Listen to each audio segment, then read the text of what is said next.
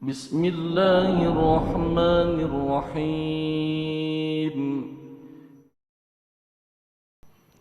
Nah, sedangkan ketika Rasulullah mulai berdakwah, dakwanya masih sembunyi-sembunyi. Karena dakwah sembunyi-sembunyi, maka hasilnya pasti belum memuaskan. Gak banyak orang yang kenal dengan Islam. Maka akhirnya Allah turunkan surah Al-Hijr ayat 94 yang menandakan babak baru. Fasda bima tu'maru wa'arid 'anil musyrikin. Ayat ini yang menjadi landasan Rasulullah berdakwah secara terang-terangan. Mulai keluar dekat dengan Ka'bah, ngumpulkan banyak orang, dan ketika dakwah dilakukan mulai terang-terangan, maka akan ada konsekuensinya. Apa konsekuensinya? Ada orang yang ikut kemudian menjadi pengikut setia Rasulullah. Ada orang yang tidak ikut bahkan menjadi penentang dakwah Rasulullah. Beliau lihat ada dua orang tokoh di antaranya yang selalu menghambat dengan kekuatan dan kekuasaannya.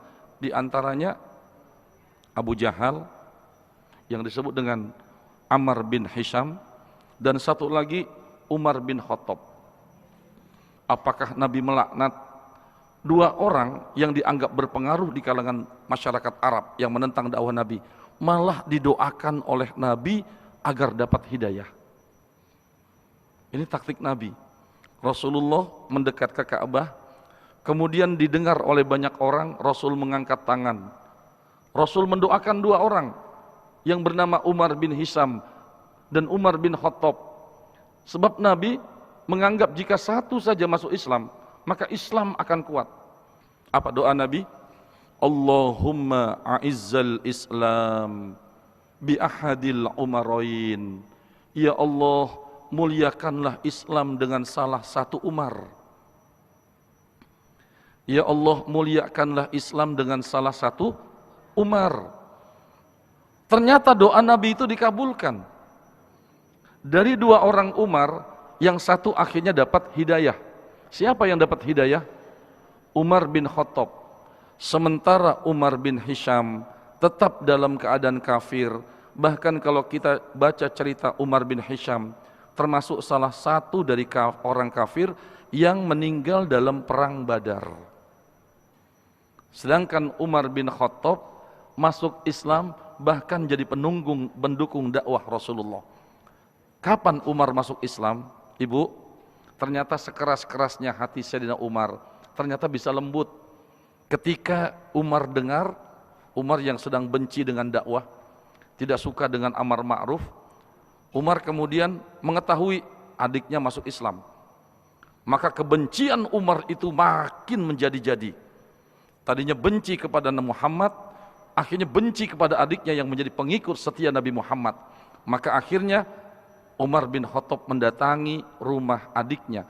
Tidak disangka adiknya yang dibenci oleh Umar karena ngikut dan menjadi pengikut setia Nabi Muhammad sedang membaca surah Toha.